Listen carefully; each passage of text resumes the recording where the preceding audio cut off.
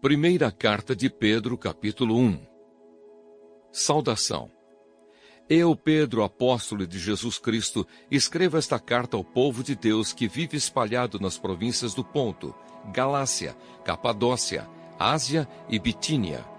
Vocês foram escolhidos de acordo com o propósito de Deus, o Pai, e pelo Espírito de Deus, vocês foram feitos um povo dedicado a Ele, a fim de obedecerem a Jesus Cristo e ficarem purificados pelo seu sangue. Que vocês tenham mais e mais a graça e a paz de Deus. Esperança no meio das provações. Louvemos ao Deus e Pai do nosso Senhor Jesus Cristo. Por causa da sua grande misericórdia, Ele nos deu uma nova vida pela ressurreição de Jesus Cristo. Por isso, nosso coração está cheio de uma esperança viva.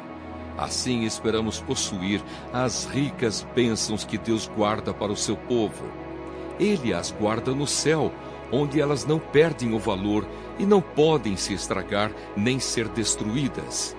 Essas bênçãos são para vocês, que por meio da fé são guardados pelo poder de Deus para a salvação que está pronta para ser revelada no fim dos tempos. Alegrem-se por isso, se bem que agora é possível que vocês fiquem tristes por algum tempo, por causa dos muitos tipos de provações que vocês estão sofrendo. Essas provações são para mostrar que a fé que vocês têm é verdadeira. Pois até o ouro, que pode ser destruído, é provado pelo fogo. Da mesma maneira, a fé que vocês têm, que vale muito mais do que o ouro, precisa ser provada para que continue firme. E assim vocês receberão aprovação, glória e honra no dia em que Jesus Cristo for revelado. Vocês o amam, mesmo sem o terem visto, e creem nele, mesmo que não o estejam vendo agora. Assim vocês se alegram com uma alegria tão grande e gloriosa que as palavras não podem descrever. Vocês têm essa alegria porque estão recebendo a sua salvação, que é o resultado da fé que possuem. Foi a respeito dessa salvação que os profetas perguntaram e procuraram saber com muito cuidado. Eles profetizaram a respeito da salvação que Deus ia dar a vocês e procuraram saber em que tempo e como essa salvação ia acontecer. O Espírito de Cristo que estava neles indicava esse tempo ao predizer os sofrimentos que Cristo teria de suportar e a glória que viria depois. Quando os profetas falaram a respeito das verdades que vocês têm ouvido agora, Deus revelou a eles que o trabalho que faziam não era para o benefício deles, mas para o bem de vocês. Os mensageiros do Evangelho, que falaram pelo poder do Espírito Santo mandado do céu, anunciaram a vocês essas verdades. Essas são coisas que até os anjos gostariam de entender. Uma vida santa. Portanto, estejam prontos para agir. Continuem alertas e ponham toda a sua esperança na bênção que será dada a vocês quando Jesus Cristo for revelado. Sejam obedientes a Deus e não deixem que a vida de vocês seja dominada por aqueles desejos que vocês tinham quando ainda eram ignorantes. Pelo contrário, sejam santos em tudo o que fizerem, assim como Deus que os chamou é santo. Porque as Escrituras Sagradas dizem: sejam santos porque eu sou santo. Quando oram a Deus, vocês o chamam de Pai. Ele que julga com igualdade as pessoas de acordo com o que cada uma tem feito. Portanto, durante o resto da vida de vocês aqui na terra, tenham respeito a Ele. Pois vocês sabem o preço que foi pago para livrá-los da vida inútil que herdaram dos seus antepassados. Esse preço não foi uma coisa que perde o seu valor, como o ouro ou a prata. Vocês foram libertados pelo precioso sangue de Cristo, que era como um cordeiro sem defeito nem mancha. Ele foi escolhido por Deus antes da criação do mundo e foi revelado nesses últimos tempos em benefício de vocês. Por meio dele vocês creem em Deus, que o ressuscitou e lhe deu glória. Assim a fé e a esperança que vocês têm estão firmadas em Deus. Agora que vocês já purificaram pela obediência à verdade e agora que já têm um amor sincero pelos irmãos na fé, amem uns aos outros com todas as forças e com um coração puro, pois vocês, pela viva e eterna palavra de Deus, nasceram de novo como filhos de um Pai que é imortal e não de pais mortais. Como dizem as Escrituras Sagradas, todos os seres humanos são como a erva do campo, e a grandeza deles é como a flor da erva. A erva seca e a flor cai, mas a palavra do Senhor dura para sempre. Esta é a palavra que o Evangelho trouxe para vocês.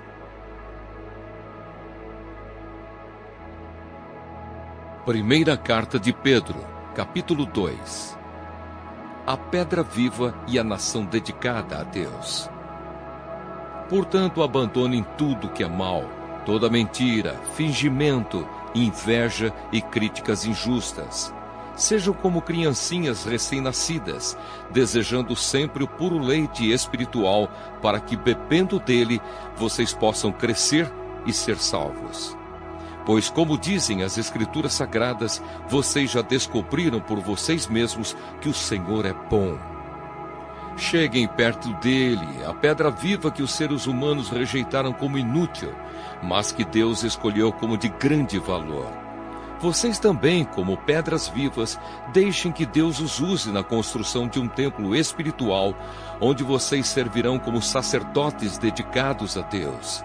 E isso para que, por meio de Jesus Cristo, ofereçam sacrifícios que Deus aceite, pois as Escrituras Sagradas dizem: Eu escolhi uma pedra de muito valor, que agora ponho em Sião como a pedra principal do alicerce. Quem crer nela não ficará desiludido. Essa pedra é de muito valor para vocês, os que creem. Mas para os que não creem, a pedra que os construtores rejeitaram veio a ser a mais importante de todas. E em outra parte, as Escrituras Sagradas dizem: Esta é a pedra em que as pessoas vão tropeçar, a rocha que vai fazê-las cair. Essas pessoas tropeçaram porque não creram na mensagem, de acordo com a vontade de Deus para elas. Mas vocês são a raça escolhida, os sacerdotes do Rei, a nação completamente dedicada a Deus, o povo que pertence a Ele. Vocês foram escolhidos para anunciar os atos poderosos de Deus, que os chamou da escuridão para a sua maravilhosa luz.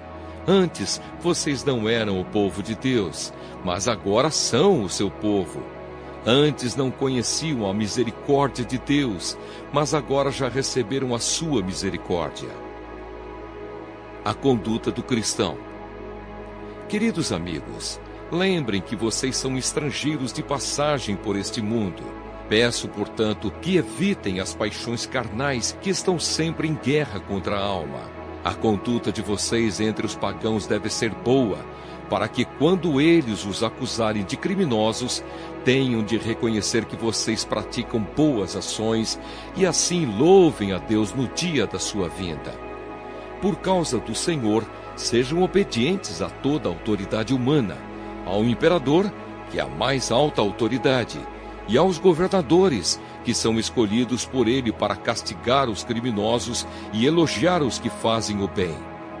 Pois Deus quer que vocês façam o bem, para que os ignorantes e tolos não tenham nada que dizer contra vocês. Vivam como pessoas livres.